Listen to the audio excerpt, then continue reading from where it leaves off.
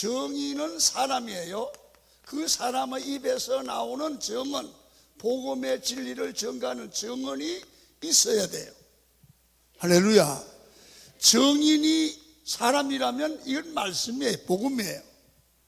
이 복음을 들려야 돼요. 성도가 아무리 복음을 전해도 예수의 복음이 안 들리는 거예요. 그러면 복음을 증거하나만 해요. 여러분, 주일날 가만히 보시면요, 설교를 들으려고 가서 앉아있는데 안 들리는 분이 있다니까요. 하품만 하고. 참 불쌍한 거예요. 하나님의 말씀이 주일마다 나의 말씀으로 들리기를 축원합니다.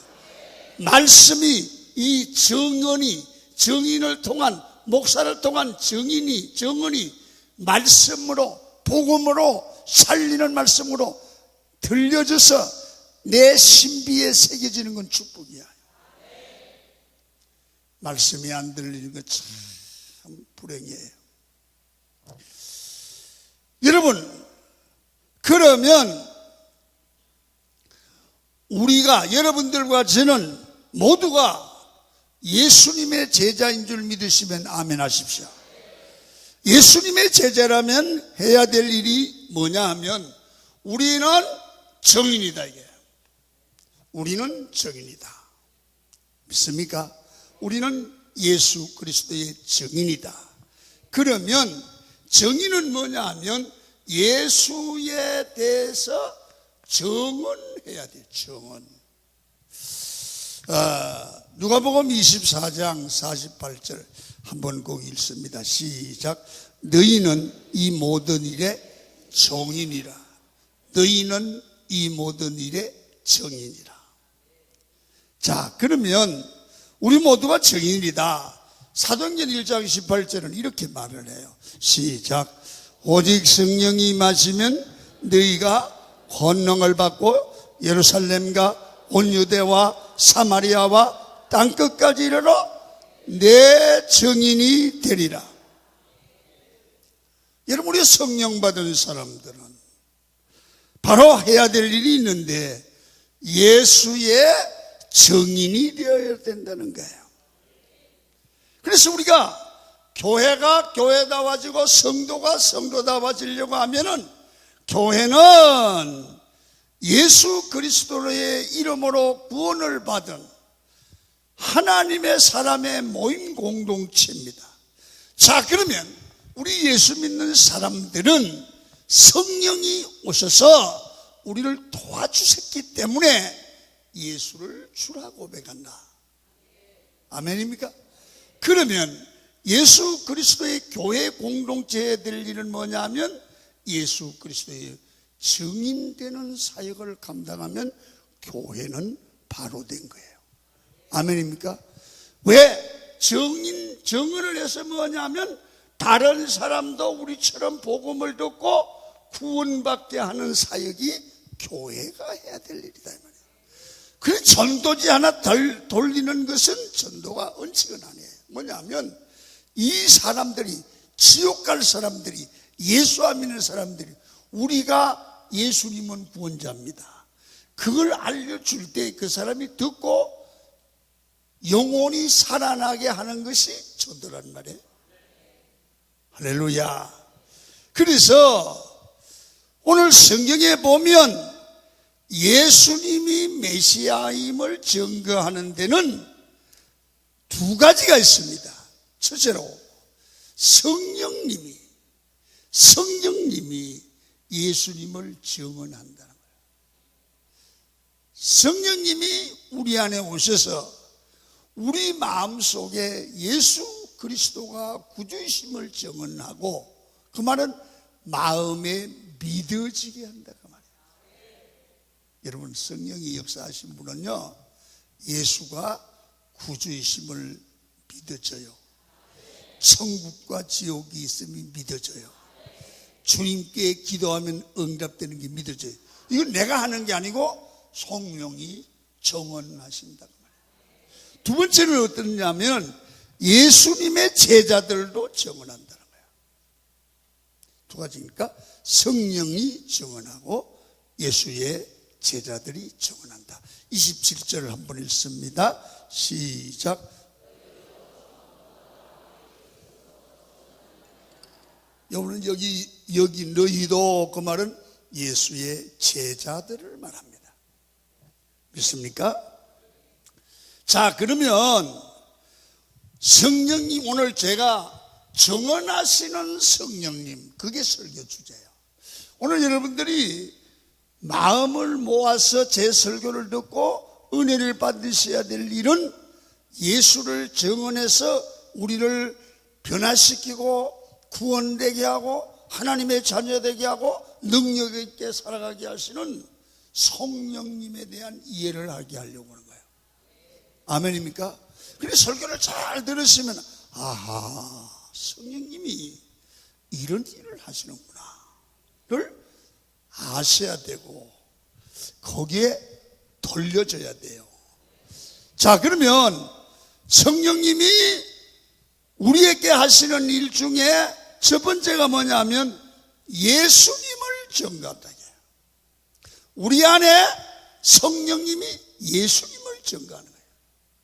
성령님은 여러 증인들의 마음속에 역사하시고 성령들과 함께 하심으로 증인들, 제자들을 통해서 전부 예수 그리스도의 복음이 전파되도록 일을 하신다고 말해요. 성경을 보시겠습니다. 26절입니다. 시작. 내가 아버지께로부터 너희에게 보낼 보혜사 곧 아버지께로부터 나오시는 진리의 성령이 오실 때 그가 나를 증언할 것이요, 그가 나를 증언할 것이요. 성령님이 이 땅에서 하시는 가장 중요한 일이 무엇이냐 하면 예수님을 증거하는데, 예수님은 하나님의 아들이고 예수님이 구원자이고 예수님의 메시아임을 증거한단 말입니다. 여러분, 성령이 충만하다는 것은 성령이 성령을 증거하는 게 아니라 여러분, 성령님이 예수님을 하나님의 아들이심을 증거하고 구원자이심을 증거한단 말이에요. 성령이 성령을 증거하는 것이 아니고 성령은 예수를 증거한다. 26절에 보니까 내가 아버지께로부터 너희에게 보낼 성령입니다. 자, 무슨 말입니까? 예수께서 아버지께로부터 나온 성령님을 보낸다는 거예요. 그 예수님이 성령을 보냅니다. 아버지께로부터는. 요한복음 16장 7절을 보십니다. 시작. 그러나 내가 너희에게 실상을 말하는데 내가 떠나는 것이 너희에게 유익하였느니라.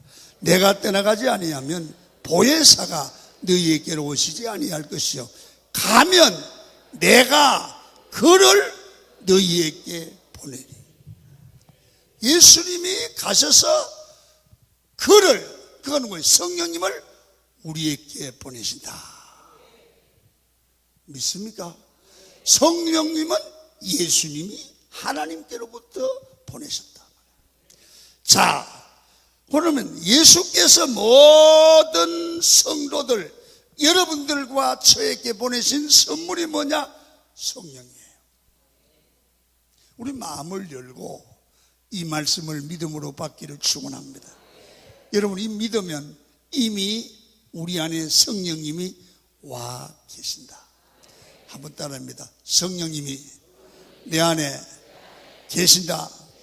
성령이 계시네, 그 말이 맞는 거예요. 성령이 계십니다. 그분을 예수께서 보내셨다는 겁니다. 그분이 내 안에 오심으로 말미암아 그분이 예수가 누군지를 알게 하는 그런 영이에요. 자, 그래서 이 성령님이 예수님이 보내셨다. 출발은 하나님께로 왔다. 이제 이해를 잘 하셔야 됩니다. 그러면 그분이 와서 하시는 일이 뭐냐? 그분은요, 보혜사입니다. 보혜사. 이 보혜사라는 얘기는 파라클레토스라고 하는 그런 원문을 썼는데 영어의 의미로는 카운셀러, 다시 말하면 헬퍼, 돕는 사람, 도와주시는 분. 여러분, 그분이 성령 하나님이라는 거예요. 여러분, 우리가 성령의 도우심이 있어야 하나님을 믿게 돼요. 성령이 우리 마음에 역사하면 이게 믿어지는 거예요. 도대체 안 믿어진다. 성령의 도우심이 없는 거예요. 보혜사가 오셔서 우리를 믿어지게 하는 거예요. 여러분, 성령이 도와주시면요, 내가 기도하는 것마다 응답되는 것처럼 믿어지는 거야, 이게. 그러면 이루어지는 거야. 성령이 도와주시면 기도가 솔솔솔솔 나와요, 이게.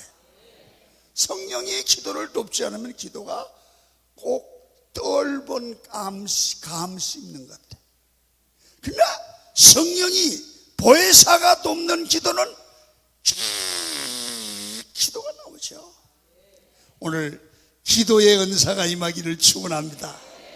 기도가 기도의 물줄기만 잡았다 하면 승리합니다. 할렐루야. 성령의 이끌림과 기도가 있어야 돼요, 우리 성도들은. 그래서 성령이 매사를 도우세요. 협력자를 보내주세요. 도울 자를 보내주세요. 여러분, 되는 사람들은 왜 되느냐? 솔솔 되는 거야. 성령이 헬퍼, 도와주시는 거예요. 도울 자를, 협력자를 붙여주는 거야. 성령님이 또 기도하고 가보세요. 누구하고 얘기를 하려고 미리 기도하고 하면 이런 간증이에요. 목사님, 기도하고 갔더니 말이에요, 아유, 내가 생각지도 않은 말이 자꾸 나와서 일을 잘 처리했다는 거예요. 그거 끝나고 나서 깜짝 놀라는 거야. 아유, 내가 어떻게 그런 말을 했지? 어떻게 그런 말을 지혜롭게 했지? 이게 뭐예요? 성령이 하시는 일이에요. 이 성령의 보혜사 성령님이 함께하는 사람이 언제나 승리합니다. 제가 이 설교를 해봐도 그렇습니다. 기도하고, 그래서 성령의 역사를 느끼잖아요. 신앙생활 오래 하분들 알잖아요. 성령이 그때 어떻게 역사할 때는 느껴요. 뭔가 꼬집을 수는 없지만 성령이 나와 함께 있다는 걸 느껴진다고. 그때는요, 설교가 설설설설 나오고 생각지도 않던 말이 나오고. 근데요, 신방을 가보면 어떤 집에는요, 설교 하려고 갔는데 그 설교 딴 걸로 인도하는데, 여러분, 어떤 데는 설교가 안 돼요. 이 성령이 하는 일을 보면 사람이 예측할 수 없는 일을 해요. 여러분, 오늘 이 보혜사 성령님이 우리 강원교회 모든 성도들을 도와주시기를 축원합니다. 그 다음에 이 성령님은 진리의 성령이라는 거예요. 이 말은 우리를 진리 가운데로 이끌어 주시는 분이 성령이라는 거예요. 결국 이 성령을 보내신 목적을 뭐라고 말할 수 있습니까? 26절 하반절에 보시면 그가 나를 증언할 것이요. 여러분, 성령이 예수님을 증거하기 위해서 보내주셨다는 거예요. 그래서 여러분, 성경을 보면 성령으로 새겨서 성령으로만 끝나는 것이 아닙니다. 왜냐하면 성경에 보시면 성령은 성령 자신을 스스로를 증거하는 것이 아니라 예수의 영, 예수를 증거하는 것입니다. 그래서 성령 충만하면 예수를 증거하는데, 그냥 뭐 예수 믿으세요 그런 게 아니라 진리의 성령이 오시면 예수에 대해서 잘 설명할 수 있는 영감과 지혜와 언어를 허락하세요. 언어를. 그래서 요한복음 16장 13절 보세요. 시작. 그러나 진리의 성령이 오시면 그가 너희를 모든 진리 가운데로 인도하시니 그가 스스로 말하지 않고 오직 들은 것을 말하며. 여러분, 오늘 이 진리의 성령이 오시면 예수의 복음을 전할 때 나도 깜짝 놀랄 말씀을 증거하게 돼요. 우리 영건사님이 지금은 나오시질 못합니다. 너무 노했어요. 이 영건사님을 어디든지 누구든지 만나면 아무나 붙들고 복음을 증거합니다. 그래서 이 영건사님은 나이가 많고 쪽을 찢기 때문에 나이나 많으나 젊으나 남자나 여자나 이놈아 예수 믿어야 산다. 다 이놈이요. 여자도 놈, 남자도 놈, 이놈아 예수 믿어야 산다. 예수님이 우리를 위해서 십자가에 못 박히는기요. 그러면서 시작하면 복음 메시지를 쫙 끼워요. 그래서 제가 권사님 한번 해봐요. 어떻게 그렇게 잘해요? 목사님 그놈들한테 할 때는 되는데 목사님 앞에는 안 돼요. 그러니까 불신자들 앞에는 복음이 막 나온대. 어떻게 그렇게 짝이 나오는지 자기도 모른다는 거예요. 그게 뭐예요? 성령의 역사예요. 진리의 성령이 이끌어주는 거예요. 믿습니까? 그러니까요, 말씀 사역을 해본 사람은 알아. 기도하지 않고 어떻게 막 그냥 하면 이 잘 안 돼, 성경은. 근데 성령이 역사하고 성령의 기름 부음이 있으면요, 말씀이 나는 이쪽으로 가려고 하는데 성령이 이쪽으로, 진리의 성령이 인도하신다는 거예요. 이 은혜가 있기를 축원합니다. 그 다음에 정언하시고, 두 번째는 성령님이 오시면 우리가 말씀을 증거한다면 그 말씀을 실천하고 순종해야 복이 되잖아요. 그죠? 성령이 오시면 말씀을 순종하고 실천할 수 있는 힘을 주시고 능력을 주시는 줄로 믿습니다.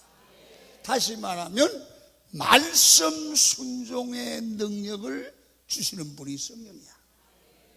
그러니까 하나님의 말씀대로 산다는 게 우리 힘으로 되는 게 아니고 성령님이 오셔서 강력하게 역사하면, 마음이 성령으로 뜨거워지면 사랑을 하는 게 아니고 사랑이 되어지는 거예요. 사랑이 되어지는 사랑이 있고 하려고 하는 사랑이 있어요. 주일 성수, 이건 되어지는 거야. 11조 되어지는 거야. 이게 복받는 신앙이에요. 그래서 여러분, 에베소 5장 18절 한번 읽겠습니다. 잘 아는 말씀입니다. 시작. 술 취하지 말라. 이는 방탕한 것이니 오직 성령의 충만함을 받으라. 여러분, 술을 마셔보셨습니까? 여러분, 술에 취하면요, 처음에는 내 힘으로 술을 먹지만 어느 정도 먹어서 취하면 내 힘이 아니라 술의 힘으로 소리를 질러요. 야! 막 이래. 이 술의 힘이야, 순전히. 여러분, 그래서 술이 끼니 왜 그렇게 소리를 질렀냐고. 몰라요. 술 취해서 그런 모양이야. 그 말은 술의 힘으로 했다는 거예요. 여러분, 술은 바른 방향이 아니라 방탕이거든요. 여러분, 오늘 이 에베소서에 나오는 바울은 이 성령을 충만을 설명하면서 술 충만한 사람하고 성령 충만한 사람하고 비슷하대. 그래서 여러분, 성령 충만도 똑같다는 거예요. 여러분, 술 취하면 촤하던 사람이 소리를 지르고 조용하지 않아요. 성령 충만한 사람도 떠들어요. 불길 같은 성령 기도도 보통으로 거기 안 하고 막 소리를 지고 얌전한 사람이 소리가 커져. 찬송 소리도 커져. 그리고 이 술 취한 사람들 보면 울었다 그러고 웃었다 그러고 막 소리 지르고 아무나 보고 이러고 그래요. 이 성령 충만하면 아무나 붙들고 할렐루야 할렐루야 그러고 복음 전하고 그럽니다. 그래서 여러분, 성령의 지혜서 성령이 주시는 능력으로 이제까지 하지 못했던 일을 이루게 하시고 이제까지 깨닫지 못하는 것들을 이루게 하시는 분이 성령님이에요. 그래서 예수 믿는 사람은 어떻게 살아야 됩니까? 세상 사람들은 술에 취해 살지만 예수 믿는 사람들은 성령의 지혜에 살아야 돼요.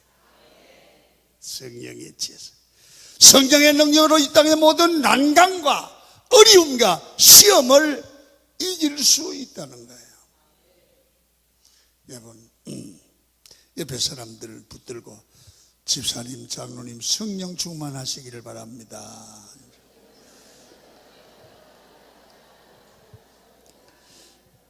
그래서 여러분, 성령은 예수께서 우리에게 보내신 선물이기 때문에 성령과 함께 일하고 역사하려면 이 생동감 넘치는 다이나믹한 능력의 사람이 된다는 거예요. 여러분, 뭐든지 성령이 함께하는 일은 어렵지 않습니다. 여러분, 이 바닷가에 가면요, 이 바닷가에 배들이 있는데 밀물과 썰물 때 물이 다 빠져나가잖아요. 그죠? 그때는 그 배를 움직여봐요. 움직여줘요? 안 움직여요? 꼼짝도 안 해요. 그런데 물이 쫙 들어왔을 때 발로 얄깡얄깡 해도 움직여요. 쉬워요. 여러분, 성령 충만한 것이 바로 그런 것입니다. 성령을 은혜의 강물이라고 말합니다. 은혜의 강물이 우리 심령에 넘치게 되면 무겁던 우리의 모든 문제들이 쉽게 해결될 줄로 믿습니다. 여러분, 성령 기름 부으심이 있는 교회는 모든 교회의 일들이 설설설설 풀려나갑니다. 성령이 함께하는 성도들의 기도가 있는 성도들을 하는 일을 보면 이상하게 설설설설 풀립니다. 여러분, 뭘 해도 안 어려워요. 목회도요, 하나님이 함께하는 목회는 쉬워요. 사업도 성령이 함께하는 사업은 쉬워요. 하나님이 붙여주는 걸요. 메뚜기처럼 여러분 다 칙칙칙 보내주는 거예요. 그런데요, 성령의 은혜가 사라지면 간단한 것도 힘들어지는 거야. 몇 시에 교회 모이라고 하면 안 오는 겁니다. 전화 돌려도 안 오는 겁니다. 날 잡아먹으라고 그러는 겁니다.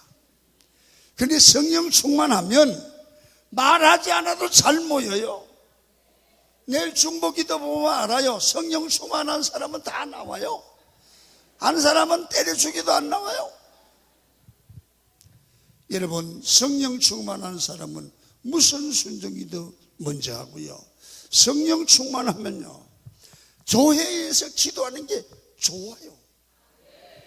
여러분, 주의 일이 재미가 있어요. 찬송에 재미가 있고, 이상하게 옆에 있는 셀 집사님 그 여자는 어떻게 이쁘지도 않는데 만날수록 이뻐. 또 보고 싶어. 그런데 은혜가 떨어지면 그렇게 비기 싫어. 저는 뭐 왼수.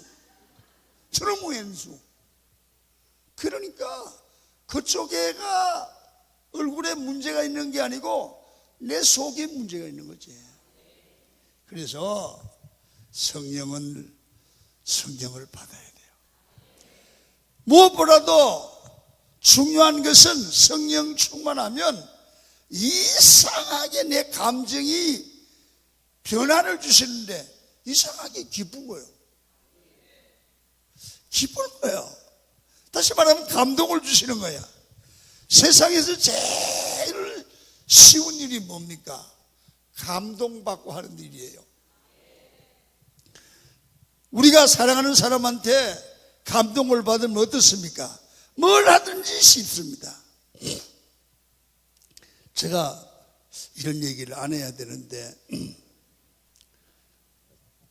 총각 때 우리 집사람하고 연애를 했는데요.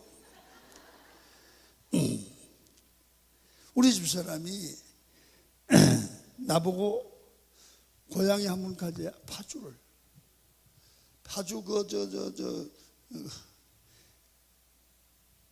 운정 갠돌이 우리 처갓집이요. 그런데 운정역에는 한참 걸어가요. 근데 그때는 기차를 타고 가서 깜깜할 때 가는데 거기요 하나도 안 무섭고 가는 게 지겹지도 않고 거기에 재미가 있어요. 근데 이상하게 선물을 사줘도 하나도 안 아까워. 그런데 사랑을 하지 않으면 선물을 사주고 나면 아이고 너무 비싼 거 사줬나 봐. 조금 싸준 걸 사줄 걸. 그 생각을 들어가면 사랑을 않는 거야.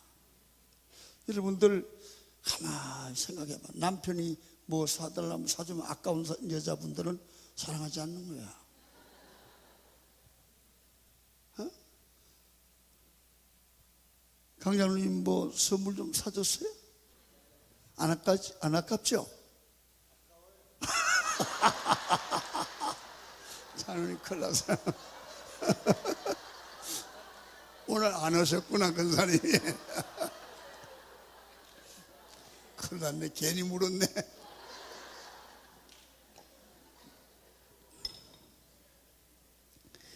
선물 주고 아까워요. 그러거나 내가 미쳤지 좀 더 싼 걸 사줄 걸 이런 생각이 들어가면 사랑이 문제가 생겼거나 이 농담이거나 둘 중에 하나예요. 장로님은 농담이겠죠, 그죠?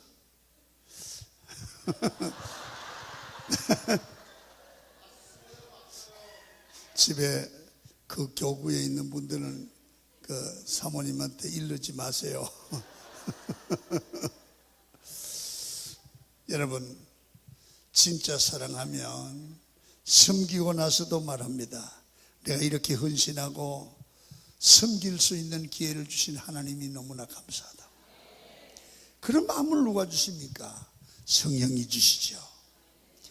여러분 감동을 받으면 눈물이 나고 주의 일이 기쁘고 교회 가는 게 좋고 복음 전하는 게 좋고 그게 억지로 안 되는 거예요.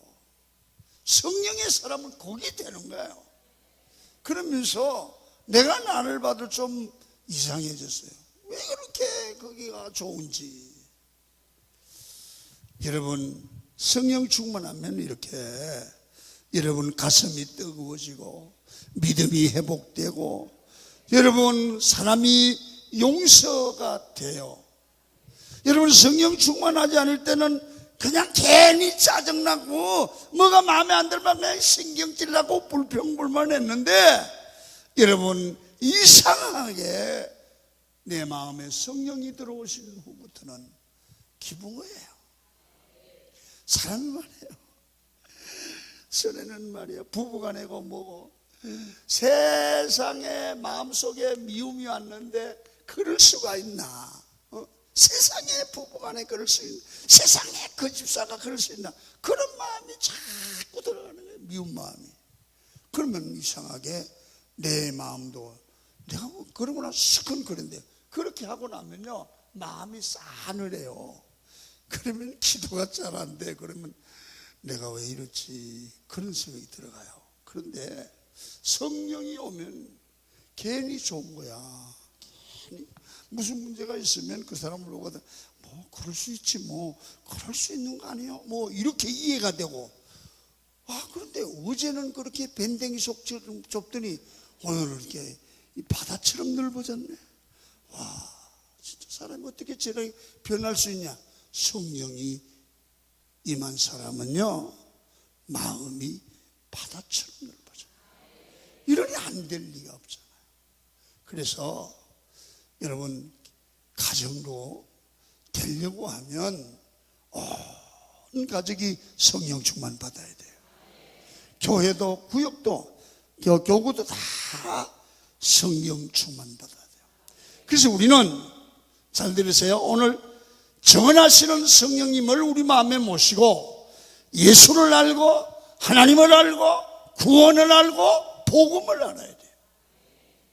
그래서 이와 신앙생활 바로 하려고 하면 하나님이 주시는 우리에게 준 온갖 구원의 약속과 하나님에 대해서 정확하게 알고 섬기는 방법을 알아야 돼요. 그래서 성령님에 의해서 되죠. 그러면 성령님은 예수를 증언하는데 어떻게 증언하시느냐? 이렇게 말하겠습니다. 첫째로, 성령이 증언하시는 방법은 성경을 통해서 증언하세요. 반드시 성령님은 성경을 통해서 증거하신다.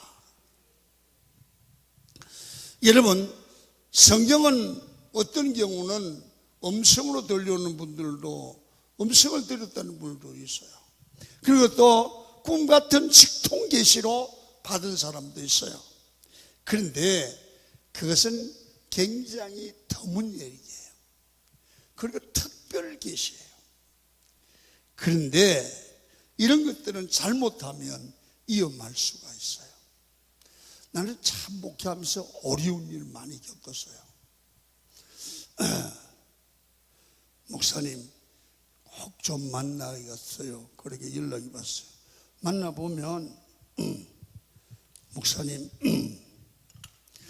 저녁에 기도하는데 목사님 이렇게 하래요. 집사가 나한테 와가지고 계시받았다고 나를 그렇게 하라네. 그런데 참 곤란한 거야 이게. 너 가짜야 그러면 또 삐질 거고. 그래서 집사님한테 계시했으니까 내도 한번 물어볼게요. 그리고 보냈는데 가만히 생각하니까, 여러분, 앞으로 나한테 안 알려줘도 좋겠어요. 왜냐하면 하나님이 당회장 목사한테 알려주지 지한테, 집사한테 먼저 알려주겠노? 그래서 이런 것들은 위험해요. 자기 착각이고 시간이에요. 생각이에요. 그런 계시 말고 명확한 계시는 말씀을 통해서 주시는 계시예요. 할렐루야. 대부분의 성령의 증거는 말씀을 통해서 증거하십니다. 왜 그렇습니까? 여러분, 성경의 저자가 성령이십니다. 성경은 1600년 전을 거쳐서 40명의 저자가 썼는데 서로 다른 역사적 배경 속에서 쓰여졌습니다. 놀라운 사실은 이 성경이 40여 명의 저자들과 각기 다른 사람들과 1600년간이라는 오랜 기간 동안 쓰여졌는데도 성경은 일관성과 통일성이 있는 거예요. 다시 말하면 저자가 다른데도 똑같은 복음, 똑같은 구원, 똑같은 하나님의 의도가 성경에 계시되고 있다 이 말이에요. 아멘입니까? 그래서 실제적으로 저자가 한 사람처럼 느껴집니다. 이 말은 무슨 말입니까? 성경은 성령님이 저자라는 거예요. 그래서 디모데후서 3장 16절을 한번 읽도록 하겠습니다. 시작. 모든 성경은 하나님의 감동으로 된 것으로 교훈과 책망과 바르게 함과 의로 교육하기에 유익하니 이는 하나님의 사람으로 온전하게 하며 모든 선한 일을 행할 능력을 갖추게 하려 함이라. 성령의 감동을 받아서는 하나님의 말씀을 읽어야 되는데 이 말씀은 성령이 저자란 말이야. 그러니까 완전한 거예요. 여러분 가만히 봐요. 책을 읽어보면 책을 같은 공동 저자라도 책을 보면 그 내용이 일관성이 없어요. 자기 저자들마다 생각이 달라요. 부부간에도 여러분 같은 신앙을 가졌는데도 남편 생각, 아내 생각이 달라요. 그런데 1600년 동안 기록된 이 성경 말씀이 어떻게 똑같냐 이거야. 일관성이 있냐 이게. 성령이 아니면 안 된단 말이야. 그렇기 때문에 여러분 이 성경의 말씀을 통해서 우리에게 계시하시는 하나님의 음성을 잘 받아들이고 그 말씀을, 그 성령이 주시는 말씀을 영혼의 양식으로 삼아야 돼요. 그래서 주일날 설교가 들려야 돼요. 하나님의 말씀이 이렇게 나와서 들을 때 저 말씀이 내 말씀으로 들리는 거예요. 그런 말이 있어요. 성령은 말씀을 수레 삼고 우리에게 오신다고 말해요. 그래서 여러분 하나님께 봉사하고 헌신할 능력이 어디서 옵니까? 여러분 선한 일을 행할 능력을 어떻게 갖출 수 있습니까? 여러분 하나님의 말씀을 읽으면 온전하게 되듯이 여러분 이런 힘들은 성령이 우리에게 계시하시는, 깨달아지게 하시는 말씀을 듣고 그 말씀이 내 심리에 새겨질 때 나를 변화시키고 세상을 이기고 죄를 이기고 시험을 이기고 세상에서 맡겨진 사명을 감당할 수 있는 능력이 말씀을 확신할 때 생겨질 줄로 믿습니다. 그래서 여러분 교회가 교회되기 위해서는 반드시 강력한 말씀이 선포돼야 되고요. 말씀이 확실할수록 여러분 교회는 강력합니다. 성도들이 이 말씀에 대해서 희미하면 안 됩니다.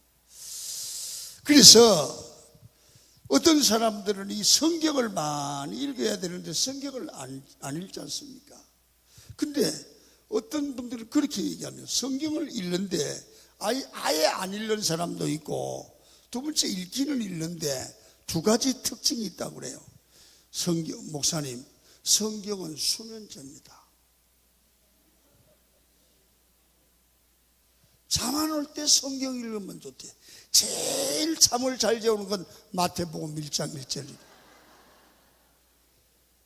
레이기하고 이렇게 막 한 장만 읽으면 그냥 가버린다니까.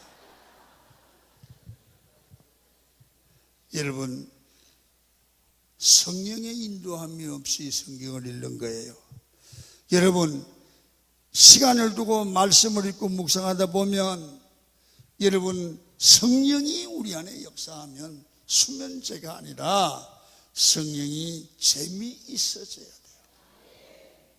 성령을 그걸 가지고 쭉 읽다 보면 여러분 이런 게 있어요. 제가 성경을 읽다 보면 이거 설교하고 싶다. 이거 설교하고 싶다. 이렇게 보이는 거라. 그렇게 보화를 캐는 거잖아요. 성경 읽다가 아이고 재밌는 거예요. 이 진리를 캐는 거예요. 우리 집사람이 피곤하다고 그래요. 근데 고구마 밭에 가서 고구마를 캐는데 하나도 안 피는 것처럼 다 캐더니 집에 오더니 죽는다고 나를. 왜 그러냐? 고구마 캐는 재미로 피곤한 줄을 모르는 거예요. 여러분도 해보셨지? 그게 성경을 보다가 그 속에 보화를 캐낼 때 꿀송이처럼 달다는 말이 그 말이요. 여러분 고구마 캘 때 날이 막 이만한 게 막 떨어지면 피곤해요, 안 피곤해요? 다 끝나고 몸살이 날망정 그때는 오마마마마마마 그러면서 막 복음을 조담잖아요. 성경 속에 보화를 계시기를 축원합니다. 그래서 여러분 이 성령 충만하면 집에 가서 성경을 보고 싶다는 거예요. 9시 연속곡 보다가 성경이 재미있다. 그럼 집사님이 그 정도 되면 권사님이 굉장히 수준 높은 권사님이세요. 여러분 연속곡 보다가 성경이 재미있어 보셨어요? 목사님 그런 건 묻지 않는 게 예입니다. 성령과 함께 읽으면 여러분 성령의 임재와 함께 말씀이 척척척척 깨닫는 그런 축복을 받기를 축원합니다. 왜 그렇습니까? 성경을 읽다 보면 예수를 알게 되고 예수님을 통한 축복이 무엇인가를 알게 되고 예수 성경을 읽다 보면 구원의 감격에 젖게 되고 성경을 읽다 보면 하늘의 비밀이 깨달아지고 신령한 세계가 이해되고 성경을 읽다 보면 성령의 검이 내게 쥐어짐으로 원수를 이길 수 있는 힘이 생기게 되니까 여러분 그게 재미가 있지 않겠어요? 그 신앙생활이 제대로 되면 여러분 기도가 되고 말씀이 재미있으면 이건 성령의 사람이에요. 성령 충만한 증거예요. 우리 모두 그렇게 돼 보세요. 그러면은요 성령의 외적 증거를 통해서 우리에게 역사해요. 여러분 내 마음속에서 내적 증거입니다. 성령께서 말씀하신다는 거죠. 여러분 잘 봐요. 이건 체험적으로 하는 것인데 성령 충만하면 때로는 내 마음에서 양심을 자극해서 우리를 움직이게 하죠. 그래서 이런 겁니다. 잘 들어보세요. 이건 좀 잘 영적 깊이를 더해야 되는데요. 내가 성령이 기뻐하지 않는 일을 하면 성령 충만한 사람은 마음이 다 괴로운 거예요. 하나님이 기뻐하지 않는 일을 하면 마음이 괴로워서 못 견디는 거예요. 이게 성령의 내적 증거예요. 아멘입니까? 성령의 내적 증거를 통해 역사하는 걸 보면 예를 들어 한번 물어보게 잘 그런 걸 안 해봐서 잘 모르겠지만 주일날 교회 안 나고 다른 데 갔어. 자동차 사고는 안 나고 또 문제는 안 일어났지만 속은 편안해 안 편안해? 그날 먹은 김밥이 넘어가 안 넘어가 잘? 성령의 사람이라면 애들 때문에 가기는 갔지만 마음이 껄쩍지근해야 정상이야. 이게 뭐냐? 이건요 버림받은 게 아니고 성령이 내 안에 강력하게 역사하는 성령이 내 안에 계시는 내적 증거란 말이에요. 여러분 하루 종일 주에 일하고 피곤해요. 그때 피곤해도 집에 가서 누웠으면 정말 기쁘다. 내가 오늘 하나님께 쓰임받았다. 기쁘죠? 아니면 아이고 진짜 오늘 딴 것들은 다 안 오는데 나만 돼지기 고생했네? 이런 마음에 이런 마음도 있을 수 있겠죠. 그건 성령의 내적 증거가 아니에요. 하나님의 일하고 나서 정말 오늘 보람이 있다. 이게 성령의 내적 증거예요. 성령이 역사하는 거예요. 이런 은혜가 있기를 축원합니다. 여러분 성령 충만하지 않고 세상 충만하면 전혀 잘못된 길로 가도 거리낌이 없습니다. 성령 충만하면 여러분 또 어떤 일이 있냐면 이단들과 얘기를 이렇게 해요. 그러면요 잘 들으세요. 뭔가 이상한 감이 오는 거야. 진리가 아닌 사람들과 얘기하면 잘 모르는데 이상해. 얘가 이해를 할 수 있어? 이 말요? 얘가 예를 들어 신천지가 와서 얘기해보면 뭔가가 이게 와 영감이 와. 이게 뭔가 모르겠는데 와. 이게 뭐예요? 벌써 성령께서 계시하는 거야. 이렇게 영감이 있기를 축원합니다. 그래서 오늘 성령의 내적 증거가 있는 강원교회 되기를 축원합니다. 이렇게 되면 성령의 사람이 막 야단스럽지 않지만 하나님의 말씀에 의해서 성령의 내적 증거를 가진 자들은 승리하게 될 줄로 믿습니다. 자, 그러면 이제는 성령이 어떻게 구체적으로 일하시는가, 성령 받은 사람들에게 이 구체적으로 내 안에 어떻게 일하는 걸 보겠습니다. 성경을 보겠습니다. 누가복음 24장 4절이 47절입니다. 시작. 앞에 보면 됩니다. 시작.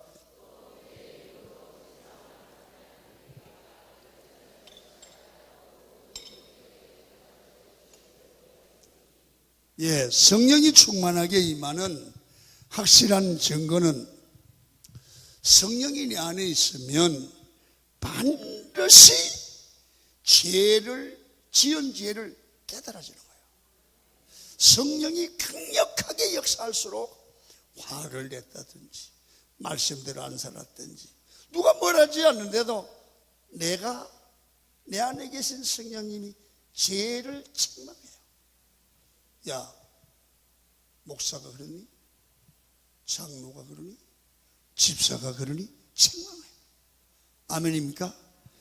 죄를 깨닫게 하시고 회개로 우리 마음을 거룩하게 만드는 일을 하신다고 말해요.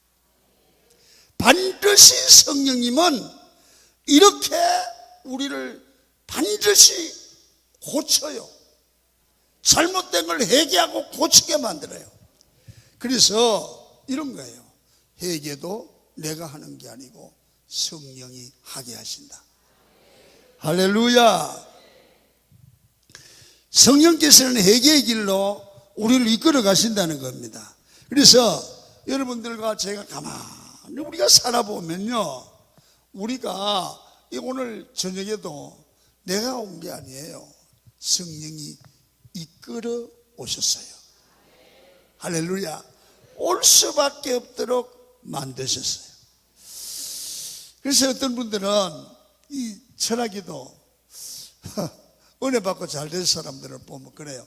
놀러 오네. 놀러. 주일날로 놀러 와요. 근데 잠깐 앉았다가 친구 때문에 왔다가 10분만 앉았다가 도망가려고 작정을 했는데 앉았다가 보니까 다 들었어. 성령이 안내 보내놓은 거야. 그래서 그날 설교를 듣고 변화받는 사람이 있어요. 이게 뭐예요? 성령이 하시는 일. 성령이 우리를 인도하신다는 거예요. 죄는 깨닫게 하고 우리를 고쳐가고 우리를 새롭게 하고 우리를 변화시키고 모르는 걸 알게 하고 깨달아지게 하고 그래요. 여러분 저를 보세요. 제가요 목회를 하면서 늘 배우는 게 있어요. 뭐냐 하면 시행착오를 해요. 그때 설교하며 깨달았게 하시고 기도하면서 자꾸 깨달아져요. 그러면서 하나씩 하나씩 고치게 만드는 분이 내 안에 계신 성령님이에요. 우리 모두가 마음을 열고 성령의 소리를 들으셔야 돼요. 하나님이 그렇게 한다. 그래서 때로는 기도할 때, 때로는 성경을 보실 때, 때로는 설교를 들을 때 자꾸 나를 고치고 치유하시는 하나님을 보게 됩니다. 그래서 성령이 내 안에 하시는 일은 또 한 가지가 뭐냐면 내가 무슨 일이든지 나를 가르치시고 이해하게 하신다. 여러분, 성경은 내가 아는 것이 아니라 알아지게 하는 성령님의 역사입니다. 여러분, 성경을 내가 연구해서 하는 게 아닙니다. 전에 읽을 때는 어려운 구절이 있는데 기도하고 읽으면 그 성경이 깨달아지는 거예요. 여러분, 어느 때는요, 전혀 생각지도 않은 것이 말씀 들을 때 다 깨달아지는 거예요. 여러분, 성령 충만하면 성령께서 가르쳐 주시는데 모르는 걸 알게 하기도 하지만 정말 깨닫지 못하는 걸 깨우쳐서 우리를 이해하게 함으로 하나님의 뜻을 알아가는 겁니다. 여러분, 요한복음 16장 13절에 이렇게 말을 합니다. 시작. 그러나 진리의 성령이 오시면 그가 너희를 모든 진리 가운데로 인도하신다. 성령이 우리를 진리 가운데로 인도하신다 그랬습니다. 자, 그러면 진리 가운데로 인도하시는 성령님은 우리에게 구체적으로 뭐냐면 어떤 성령이든지 나를 하나님의 뜻을 이해하는 게 하나님의 가장 중요한 가르침입니다. 아멘이십니까? 잘 들으셔야 됩니다. 저는 목사입니다. 목사가 이 설교를 준비할 때도 이런 생각을 하고 합니다. 하나님, 오늘 저녁에 철학기도 하는데 하나님이 수많은 사람들이 찾아오는데 이들에게 하나님이 이들을 어떤 말씀을 듣게 하기를 원하십니까? 그걸 찾는 게 제가 해야 될 가장 중요한 일. 아멘입니까? 하나님의 뜻을 이야기해야 되는 거예요. 그래야 하나님이 원하는 사람으로 여러분들을 만들어 가는데, 오늘은 이렇게 이런 말씀, 다음 주는 이 말씀, 주일날 이 말씀에서 여러분은 하나님의 섭리 안에 하나님의 사람으로 지어져 가고 만들어 가는 거예요. 그래서 여러분들이 배워야 될 게 있어요. 어떤 설교를 듣든지 들리는 말씀은 그 시간에 하나님이 내게 하시는 하나님의 뜻이 뭘까? 한번 끄게 따라합니다. 하나님이 이 시간에 내게 말씀하시는 주님의 뜻이 무엇일까? 그걸 알아가는 거예요. 그것이 깨달아지면 그 시간에 예배를 잘 드린 거예요. 여러분, 제가 이런 얘기를 들었습니다. 1940년대 미국의 토마스 돌시라는 음악의 전문가, 이 CCM 가수입니다.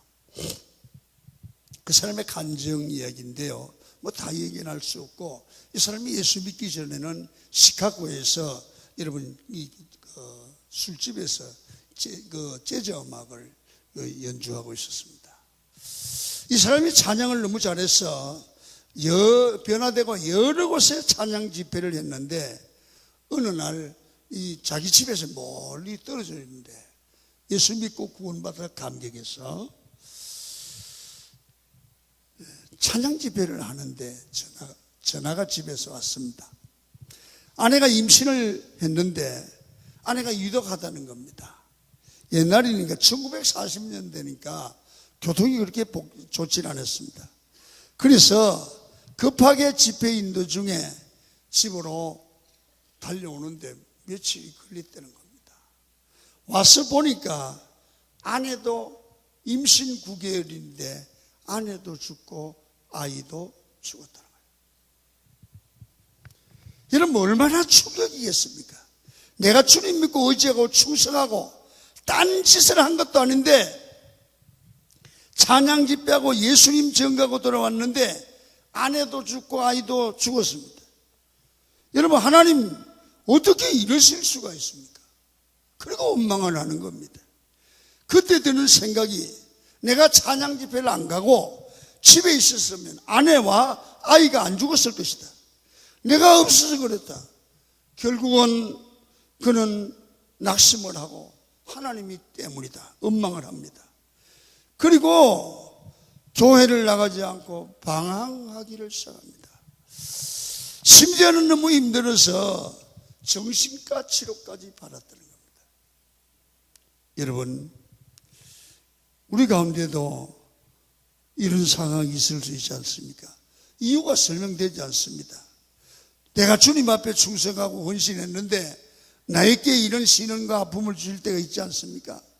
정말 교회 회장으로서 리더로서 욕도 먹기도 하고 오해도 받기도 하고 상처도 받기도 하고 굶어가면서 없는 시간 내가면서 헌신을 했는데 돌아오는 건 상처뿐이다, 아픔뿐이다, 이런 경우거든요. 내가 시간 다 헌신했는데 하나님은 나를 이 모양으로 만들었단 말인가? 입만 열면 엉망이 나오는 거예요. 그러면서 신앙이 다 무너져 가는데, 여러분, 초등학교에 친했던 친구 한 명이 이 얘기를 듣고 찾아왔습니다.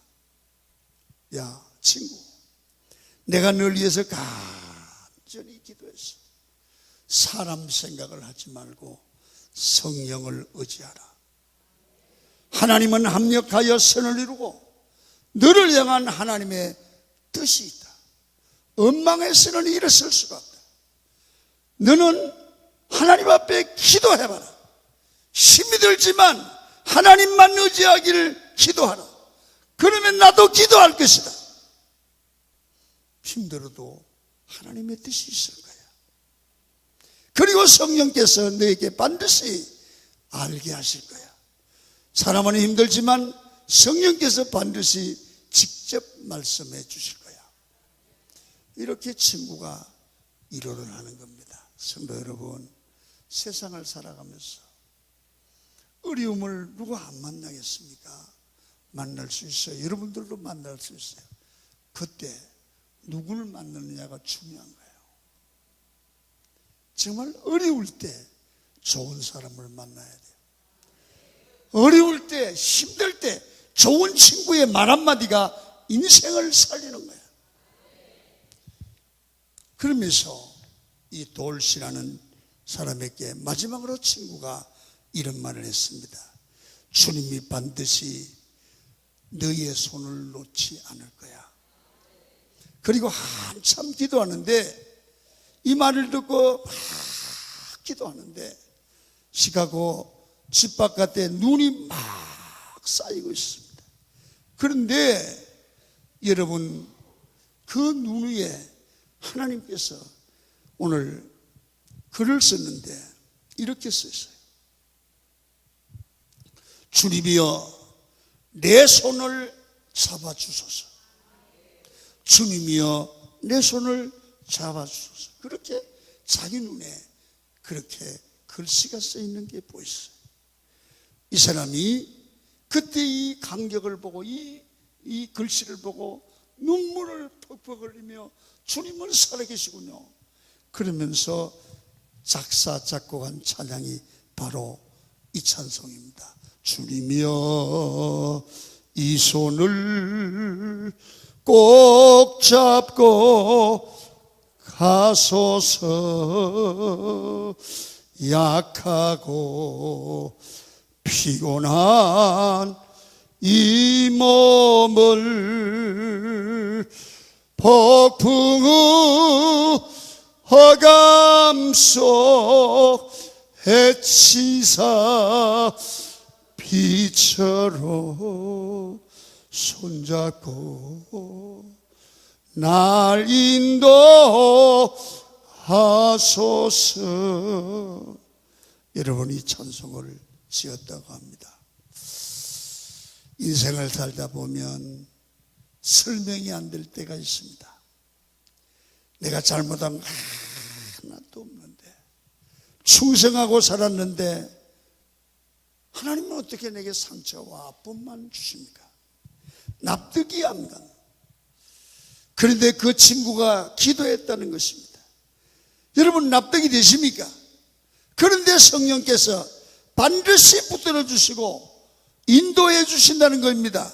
놀라운 사실은 이 사람이 그 후부터 수없이 많은 상처 입은 사람들을 찬양으로 치유하는 세계적인 CCM 작곡가 및 가수가 됐습니다. 하나님이 그 아픔을 사용하셨다는 것입니다. 여러분, 성령은 우리를 깨닫게 하십니다. 여러분, 낙심하고 좌절할 일을 만날 때 주님은 여러분들과 제 손을 잡고 가시는 줄로 믿습니다. 주님 손에 잡히기만 하면 승리할 줄로 믿습니다. 마지막으로 성령은 뭐 하십니까? 우리에게 승리할 수 있는 믿음을 주시죠. 성령 받으시면 믿음이 옵니다. 이 믿음은 능력입니다. 예수님께서 우리에게 묻습니다. 너에게 믿음이 있느냐? 믿음대로 된다는 거예요. 이 믿음, 하늘의 보화를 끌어올 수 있는 믿음은 성령이 주시는 선물입니다. 여러분 모두가 성령으로 충만해서 이 믿음의 사람 되기를 축원합니다. 그래서 여러분이 영적으로 사심으로 여러분이 가정을 살리고 교회를 살리고 나라를 살리고 남을 살리는 여러분이 되기를 주의 이름으로 축원드립니다. 할렐루야. 모든 영광을 주께 드리겠습니다. 오늘요 주님이여 이 손을 꼭 잡고